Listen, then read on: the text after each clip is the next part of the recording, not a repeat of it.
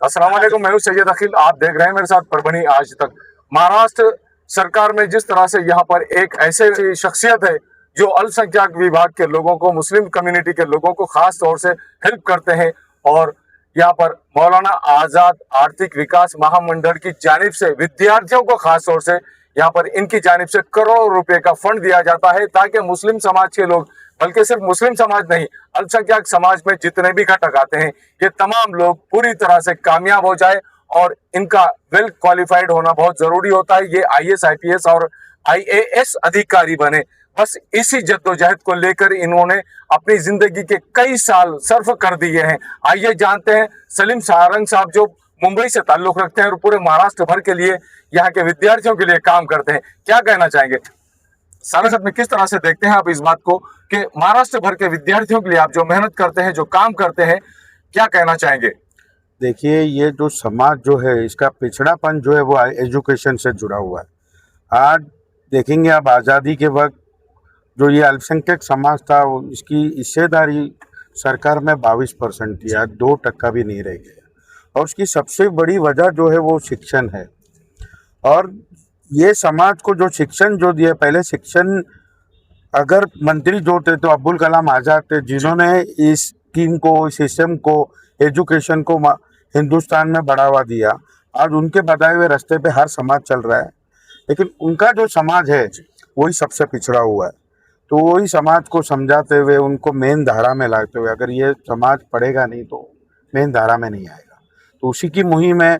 और अल्हम्दुलिल्लाह मैं पिछले 2-3 साल से एक गली गली में घुस के, हर जिले में, हर मोहल्ले में, छोटे खेड़े गांव में जाकर लोगों को, समाज को ये समझा रहा हूँ कि पढ़ने से आपकी मुस्तकबिल बढ़ेगी, आपका माँ बाप को जो सेवा करने का जो असली वजह है वो पढ़ाई से ही होने वाला है। आप देखेंगे पिछले 3-4 साल में हिंदुस्तान में हाईएस्ट सिविल सर्विसेज में अल्पसंख्यक का जो रिजल्ट आया है वो इस बार आया है पिछले 3 साल में। तो ये समाज को भी समझ में आ गया कि हमको अगर बढ़ना है, सिस्टम में आना है, तो ये पढ़ाई ही एक है।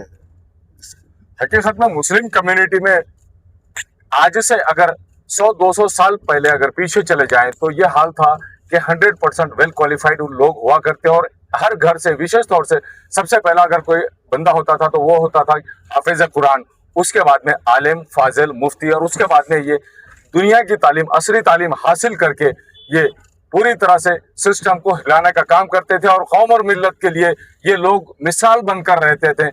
आप किस तरह से देखते हैं आज़ादी के बाद में मुसलमानों में, मुस्लिम कम्युनिटी में एजुकेशन का स्तर कम होता गया है, किस तरह का आह्वान आप करना चाहेंगे। देखिए, दीनी तालीम के साथ साथ दुनियाई तालीम भी बहुत ज़रूरी है। दीनी तालीम तो कहीं ना कहीं इस्लाम पे ज़रूरी है, इनको दीनी तालीम आने चाहिए, लेकिन मॉडर्न स्टडीज़, जो कि आप देखेंगे पिछली बार अजीत दादा जब हयात थे तो उनसे हमने कहा था कि मदरसा को मॉडर्न स्टडीज़ हम करवा के देंगे, उसके लिए आप फंडिंग करवाइए। तो मदरसा को हमने 10 लाख रुपए की फंडिंग कराए थे।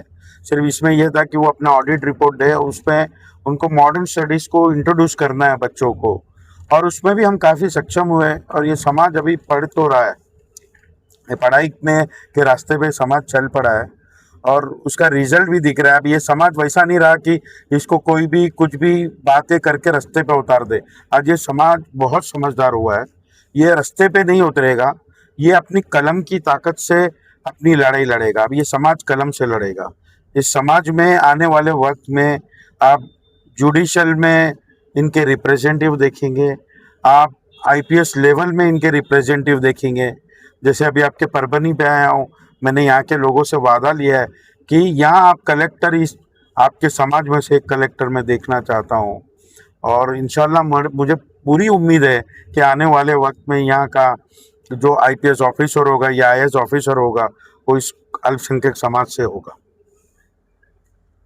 तो खास तौर से सलीम सारंग साहब जिस तरह से पिछले कई वर्षों से लगातार एक अल्पसंख्यक समाज के लिए मेहनत कर रहे हैं, उनका ख्वाब ये है कि हर डिस्ट्रिक्ट का पिछले कई वर्षों पहले जिस तरह से कलेक्टर मुस्लिम समाज के हुआ करते थे, एसपी मुस्लिम समाज के हुआ करते थे, सिविल सर्जन मुस्लिम समाज के हुआ करते थे, की पोस्ट पर मुस्लिम समाज के लोग बैठा करते थे, अब वो की पोस्ट कम हो चुकी है। तो विशेष तौर से उन नौजवान युवतियों से और युवकों से हम आह्वान करना चाहेंगे, अगर आप भी देश का भविष्य बदलना चाहते हैं, देश को अगर तरक्की याफ्ता बनाना चाहते हैं, हमारे भारत देश को अगर दुनिया में नंबर 1 बनाना चाहते हैं टेक्नोलॉजी में, और टेक्नोलॉजी के अलावा हम फोर्स में और पॉलिटिकली भी अगर हम दुनिया में नंबर 1 बनना चाहते हैं, तो जरूरी है कि आपके लिए पढ़ना, आपको अल्लाह के रसूल हुजूर पाक सल्लल्लाहु अलैहि वसल्लम ने आज से 1450 साल पहले जबकि ये कहा था कि हर मुसलमान मर्द और औरत पर तालीम हासिल करना जरूरी है, वो इसके लिए कि आप एक अच्छे इंसान बन जाए और अपने समाज के लिए, अपने देश के लिए तरक्याती काम करें और अपने देश के भविष्य बने। बस यही मैसेज आज सलीम सारंग साहब इनकी जानिब से दिया जा रहा है। आज की युवा पीढ़ी को क्या मैसेज देना चाह रहे हैं, आइए जानते हैं। क्या मैसेज देना चाहेंगे सर? देखो, युवा पीढ़ी आज के तारीख में जो जेनजी है वो काफ़ी समझदार हो गई है। आज ये मोबाइल का ज़माना है, इंस्टाग्राम का, सोशल मीडिया का ज़माना है। इसमें इस युवा पीढ़ी को बहुत ज़्यादा हमें समझाने की ज़रूरत नहीं है, लेकिन एक चीज़ मैं आपके माध्यम से समझाना चाहूँगा, कहीं ना कहीं ये अल्पसंख्यक समाज के जो युवा पीढ़ी है वो नशे की तरफ भी कहीं ना कहीं ज़्यादा मुड़ते हुए जा रहे हैं। तो मैं उनके घर के बुज़ुर्गों को और आपके माध्यम से चाहता हूँ कि नशे से किसी का भी घर बसा नहीं है। नशे को हमको कंट्रोल करना होगा और इस सिस्टम को रोकना पड़ेगा, क्योंकि अगर ये युवक नशे की तरफ जाएगा तो वो एक नशे में रहेगा तो वो एजुकेशन नहीं मांगेगा। तो कहीं ना कहीं मुझे ऐसा लगता है कि ये कौम को नशे की तरफ भी इसलिए ढकला जा तो नहीं रहा है कि ये एजुकेशन नहीं मांगे। तो हमारे लिए बहुत चैलेंजेस है कि युवक को नशे से बचाना है और एजुकेशन पे मेहनत करना है हमें। लेकिन उम्मीद है, जेन जी का ज़माना है, जैसा अभी आपने देखा जेन जी क्या नहीं कर सकते हैं, तो इसमें भी हमारे जेन जी खरे उतरेंगे इंशाल्लाह। जिस तरह के मैसेज सलीम सारंग साहब इन्होंने दिया है, सिर्फ महाराष्ट्र की बात हम नहीं कर रहे हैं, बल्कि भारत देश के तमाम युवाओं के लिए यह मैसेज है कि आपने तरक्याती काम करना बहुत ज़रूरी है और आप काबिल पर्सन है, आप काबिल इंसान हैं।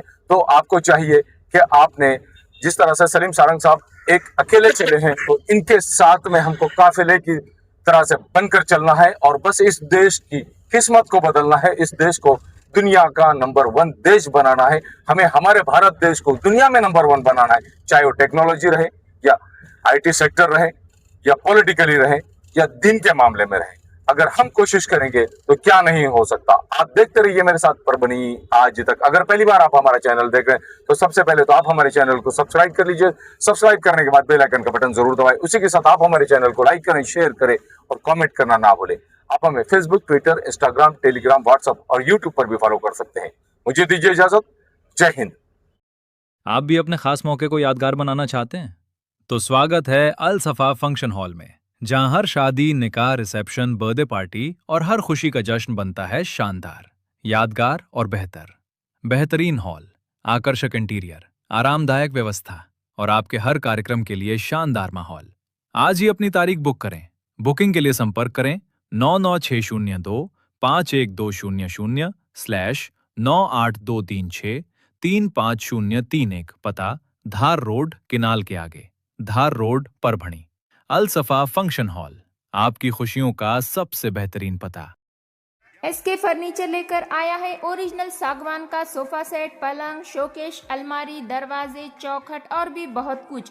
SK फर्नीचर पर सभी प्रकार के फर्नीचर्स अवेलेबल है। हमने हमारे शोरूम की लोकेशन दरगाह रोड से बदलकर जाम रोड, केनाल के पास की है। आप SK फर्नीचर में आए और अपने पसंद का फर्नीचर खरीद के अपने घर की रौनक को बढ़ाएं। और हाँ, SK फर्नीचर पर आप किसी भी फर्नीचर को अपने हिसाब से कस्टमाइज कर सकते हैं। हमारे पास सागवान कट साइज इंडियन टेक माल कटिंग करा हुआ मिलेगा या फिर ऑर्डर के हिसाब से भी कटवा कर मिलेगा। हमारा पत्ता जाम रोड, केनाल के पास। मोबाइल नंबर 9420033825 या फिर 9923257259।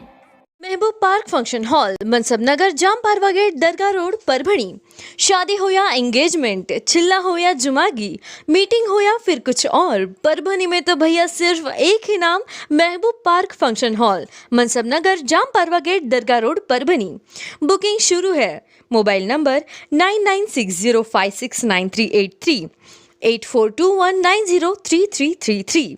इसके साथ ही 9822 929035। हाजी महबूब अंसारी। याद रहे, आप हर तरह के प्रोग्राम हमारे फंक्शन हॉल में मनाएं। आज ही अपने प्रोग्राम की बुकिंग करें। परभनी शहर का खूबसूरत रिश्ता मैरिज ब्यूरो अल्फाइज मेडिकल के पास एक मीनार मस्जिद के करीब दरगाह रोड परभनी। सैयद जावेद हाशमी साहब, जिनका मोबाइल नंबर 9860711237, उसी के साथ में रेहाना परवीन बाजी, मोबाइल नंबर 9970185683। इन लोगों से आप रिश्ते के ताल्लुक से मालूमात ले सकते हैं। अगर आप भी अपने लड़के के लिए लड़की देख रहे हैं या लड़की के लिए लड़का देख रहे हैं तो ऐसी सूरत में परभनी शहर के खूबसूरत रिश्ता मैरिज ब्यूरो से संपर्क करें। इनका मोबाइल नंबर दिया हुआ है। अगर doctors, engineers, lecturers, teachers, nurse, politicians जैसे आपको अगर रिश्तों की जरूरत है तो ऐसी सूरत में आप खूबसूरत रिश्ता मैरिज ब्यूरो के ऑफिस पर आकर कांटेक्ट कर सकते हैं। मोबाइल नंबर से, जो मोबाइल नंबर दिया हुआ है, इस पर राब्ता कर सकते हैं। तो आज ही अपने लड़के के लिए लड़की अगर आप देख रहे हैं तो ऐसी सूरत में खूबसूरत रिश्ता मैरिज ब्यूरो से संपर्क करें, या लड़की के लिए लड़का अगर तलाश कर रहे हैं तो ऐसी सूरत में आपको टेंशन लेने की जरूरत नहीं, फिक्र करने की जरूरत नहीं। खूबसूरत रिश्ता मैरिज ब्यूरो से संपर्क करें। 700 से ज्यादा यहाँ पर लड़कों के बायोडाटा मौजूद हैं और 800 से ज्यादा लड़कियों के बायोडाटा, वेल क्वालिफाइड पढ़ी लिखी लड़कियों के बायोडाटा खूबसूरत रिश्ता मैरिज ब्यूरो के ऑफिस में मौजूद है। तो एक बार जरूर कॉल करें और इनसे संपर्क करें।